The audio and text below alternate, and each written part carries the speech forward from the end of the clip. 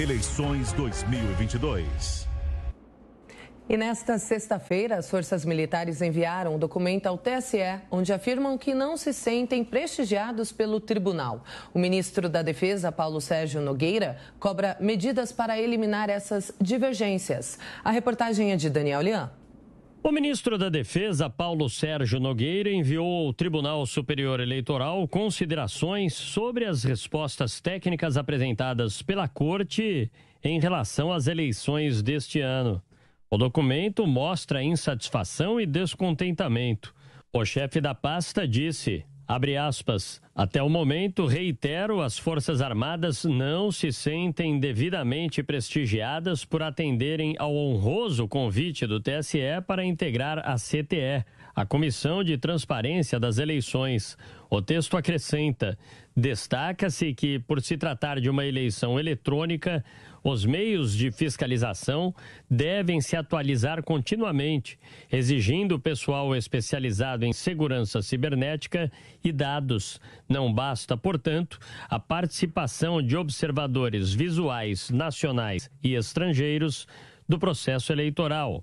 O ofício indica ainda, em síntese, o que se busca com a proposta das Forças Armadas é aperfeiçoar a segurança e a transparência do processo eleitoral, mitigando ao máximo as possibilidades de ataques cibernéticos, falhas e fraudes que podem comprometer as eleições.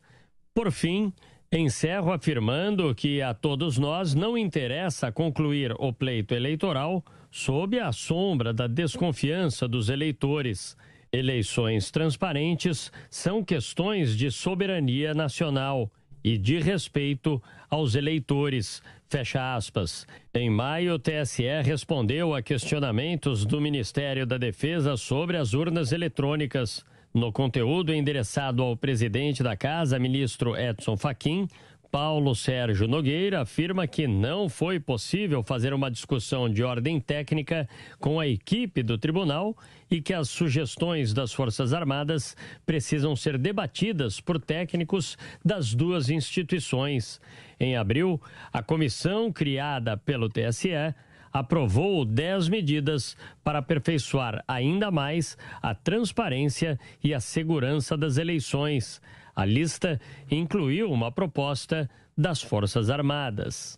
Em nota, o TSE acusou o recebimento do ofício e tentou baixar a temperatura, afirmando que vai analisar todo o conteúdo remetido.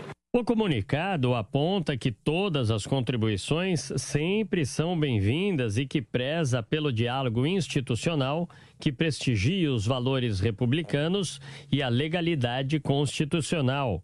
E é finalizado com a garantia de um pleito limpo. Abre aspas. A Justiça Eleitoral está preparada para conduzir as eleições de 2022 com paz e segurança. Fecha aspas. O que se vê é que há um desconforto no ar por parte das Forças Armadas que se sentem, de certa forma, excluídas do processo. Zé Maria, esse desconforto que diz, Daniel Lian, na reportagem, entre Forças Armadas, TSE, provoca um desconforto, eu diria até uma insegurança maior no cidadão, no eleitor. É isso mesmo. A palavra que eu ouvi no Ministério da Defesa foi desdém. As Forças Armadas consideram que o Tribunal Superior Eleitoral acabou desdenhando das primeiras informações. Isso aí é uma tréplica, né? É um novo documento grande, bem fundamentado, e esse documento mostra que as Forças Armadas, até de certa forma, aprovam as urnas eletrônicas. Fazem alguns reparos, né? Mas a ideia é a seguinte, que as Forças Armadas, segundo fontes do Ministério da Defesa, querem paz, democracia e tranquilidade, mas exigem transparência e segurança. E é por isso mesmo que esse documento lista ali alguns pontos essenciais. Eu resumiria em 3.